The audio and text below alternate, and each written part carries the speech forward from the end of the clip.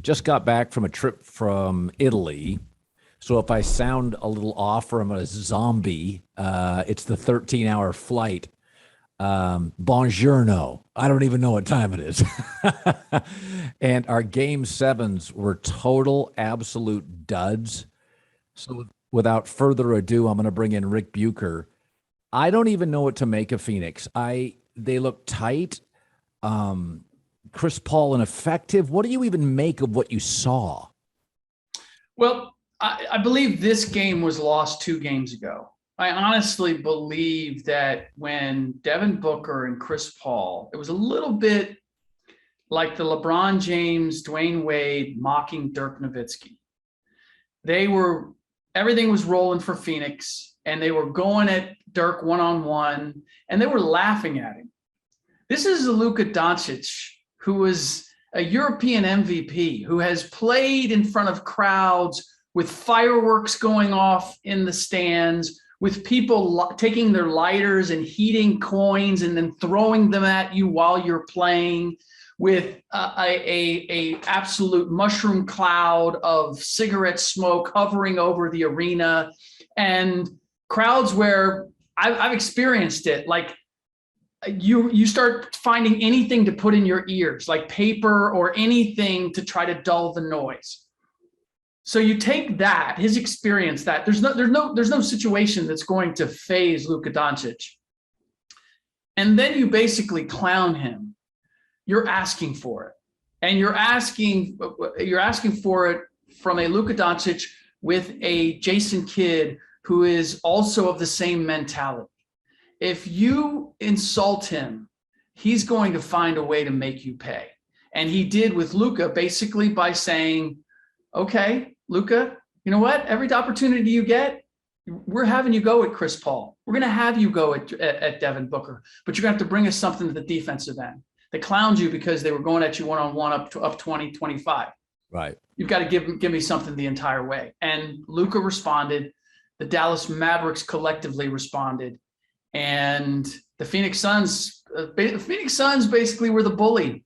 And they got punched back, and they didn't know what to do with it. Yeah, I still can't get over the lack of offense. I mean, Booker, it's interesting with Devin. I like him a lot. Mm-hmm. He doesn't create a shot really very well. I mean, Devin needs a screen. Devin needs help.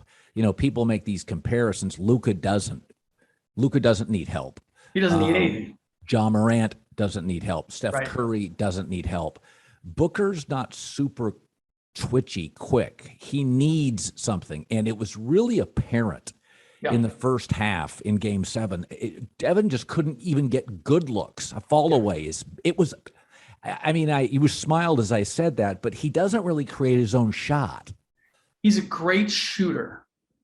I don't know that I don't want to say he's not a great scorer, but what they did is they made him play in a crowd where he had to make decisions. And ideally what he would have done is drawn that crowd and created for others. He doesn't have that at all.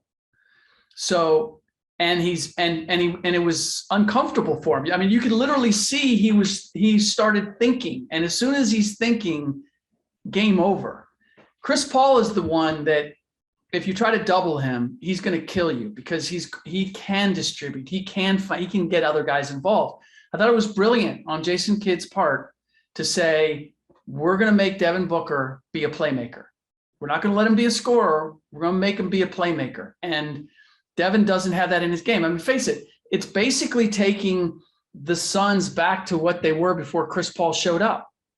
Because Chris Paul is the one who became the orchestrator of everything. And for whatever reason, Chris Paul, whether it's fatigue, whether it's age, whatever, he didn't have it. And so can you, I don't think you can, I don't want to overreact, but with Chris's age, it feels like Phoenix is athletic, but they need another scorer. You can't bring this team back. It feels like they have to add a piece offensively.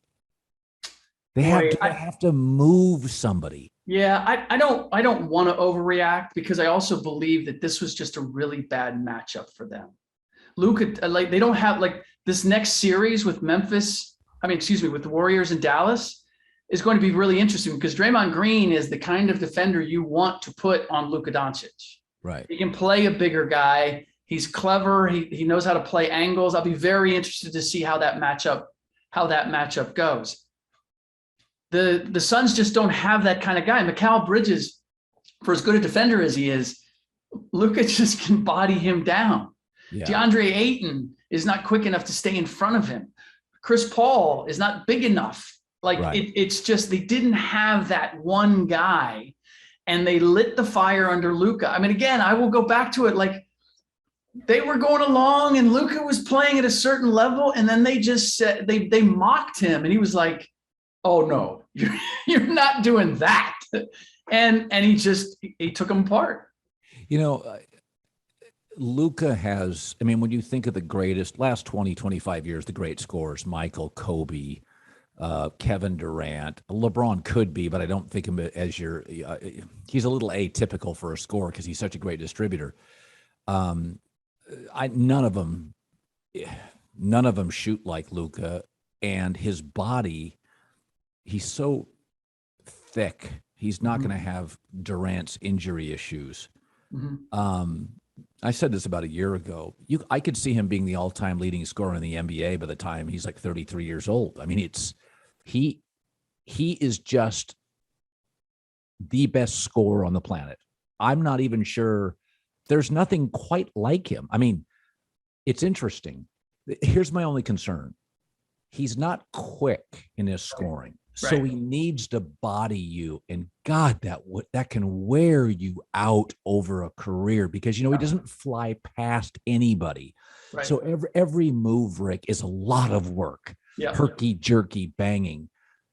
Well, there's a trade-off though. I mean, you're right, but he scores efficiently. Like he can bang you to the mid-range and then step back and hit his shot. He can score in so many different ways. So there's a trade-off there. The problem that the Mavericks have, the bigger problem as I see, is your point about he can't score fast. Like he generally is not going to get up and down. If they shot the 3-ball well, but if they have to play from behind, they're a different team. They can't score in bunches because that's not him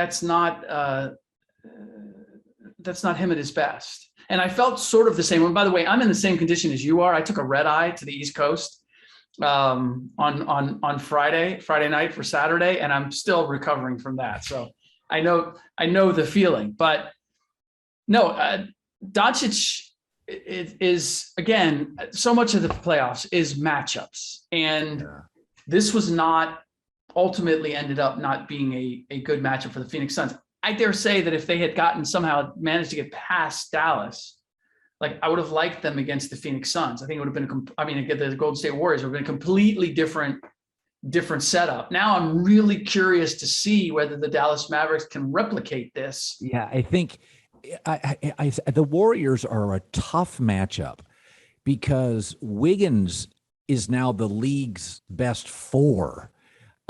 Clay, they're really an intriguing team.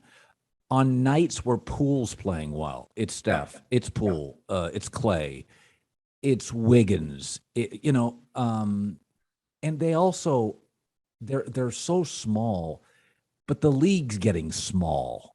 I mean, let's be honest about it. The league's getting really small. Doncic is playing 5. Giannis is playing 5. Like that, you have point centers now, essentially. It's just the way people are operating. I think Golden State's a handful. First of all, Spencer Dinwiddie was on fire. Yep. With Spencer, I feel like Spencer's the kind of guy you get about 2 games like that a series.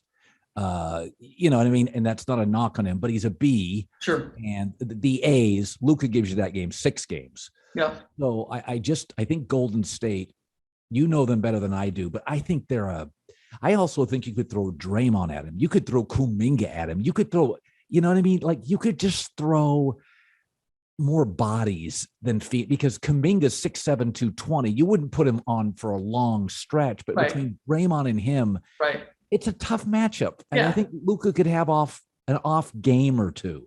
Yeah. I don't have an answer because you're right. Kuminga, Andrew Wiggins, Draymond Green, you could rotate those guys on to Doncic, and you're going to give him a tougher challenge than the Phoenix Suns were able to do with Chris Paul and Mikal Bridges and none of those guys were. Ayton. I mean, none of them fit. Jay Crowder. None of those guys can bother Doncic once he figures you out. But there's also Jalen Brunson. You know, they have other playmakers, and I have to kind of sit back and think about who I like going into this series, because the Warriors are not the Warriors of old. Klay Thompson had a great game 6, but for the most part, he's not Klay Thompson anymore. Steph Curry, I was watching that game with a couple buddies, and they were like, "What's wrong with Steph?" And I was like, he's lost like a quarter step. And so he doesn't get the same airspace on his 3, and he doesn't get to the rim to be able to finish in the same way. It's just, he was always working with a very small margin and maximizing it. And now the margin has shrunk even more. Yes. So you have to have Jordan Poole going. You have to have Klay giving you some semblance. Draymond Green has to be good. And Wiggins has to be efficient. And you're talking about guys in Wiggins and Poole who just have never been on this. They've never been on the stage before. That's right. So they're kind of figuring it out. Yeah. So I don't have an answer for you yet on exactly what kind of series we're going to get. I hope we get a long one, because it's going to be intriguing. Yeah, I don't think we have a great team in the West, and I don't think we have one in the East, because we have Miami and Boston now, and I think I like Boston in 7. Yeah. But I want to go to Milwaukee. I've always kind of felt with Milwaukee, I said this last year, is I think they could win 3 titles in 6 years. They feel like the Spurs. I was reading Jeff Pearlman's book when I was in Italy, 3-Ring Circus, Kobe, Shaq, and Phil. Mm-hmm.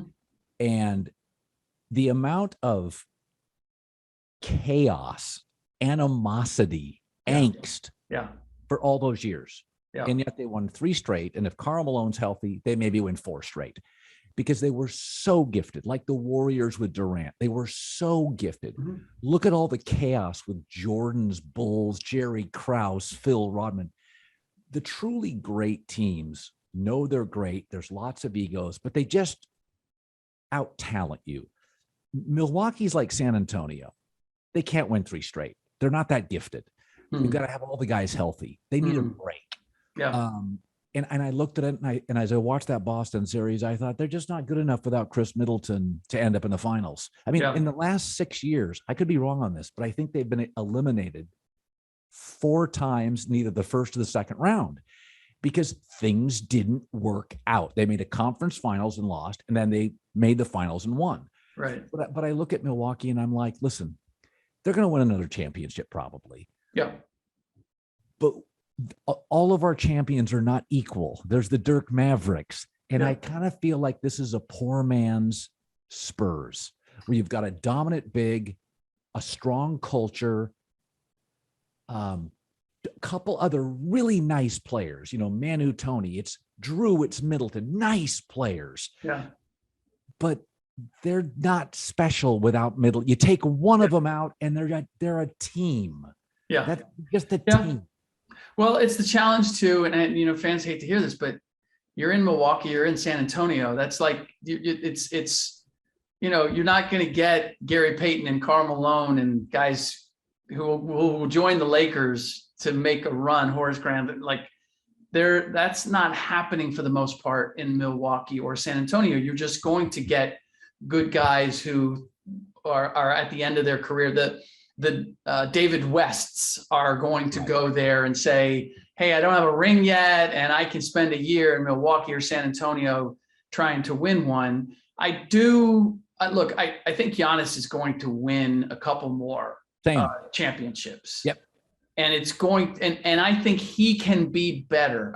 What we saw against the Celtics is that he reverted a little bit as soon as the mid-range jumper wasn't working, and he couldn't score efficiently in the in the mid post at a slower pace, and they desperately needed that with that Chris Middleton. That's ultimately what they missed, is that Chris Middleton would give you some of that, and then they need to get more athletic, like Pat Connaughton, Grayson Allen, like all those guys got exposed. Oh God, Grayson Allen was terrified on the court. Yes, he's Duncan Robinson, basically. Like, great regular season, we're going to get you threes, you can hit them, and now we get it where, they're targeting you at the defensive end, and they're not going to let you have a wide open three. You're going to have to put the ball on the floor. Now what can you do?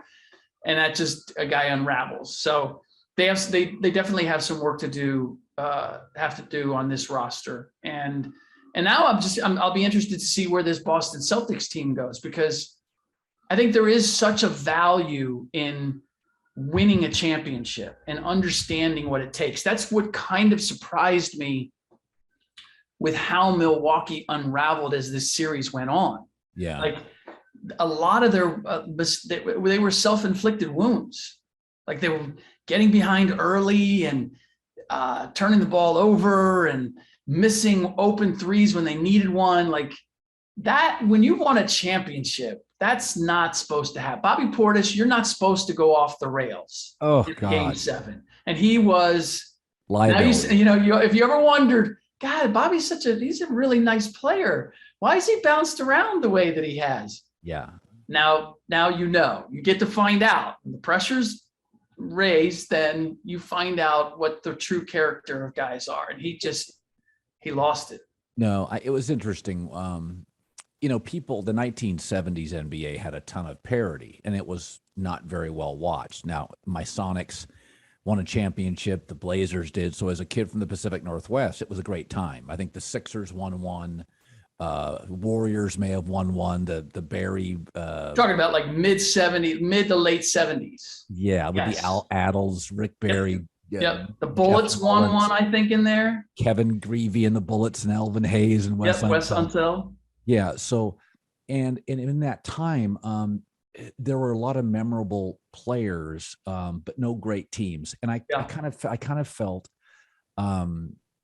watching yesterday, I'm like, these are really good teams. Boston's a great example of really well coached, know what they are. There's a certain way they've got to play. Mm-hmm. They can discombobulate a little bit. If Tatum's not hitting, it can get really ugly really fast. Mm-hmm. I do think, I've been saying this all year on Miami. I don't get it. They don't have a closer. And then, Butler played, they played some dysfunctional Sixer team here that kind of unraveled.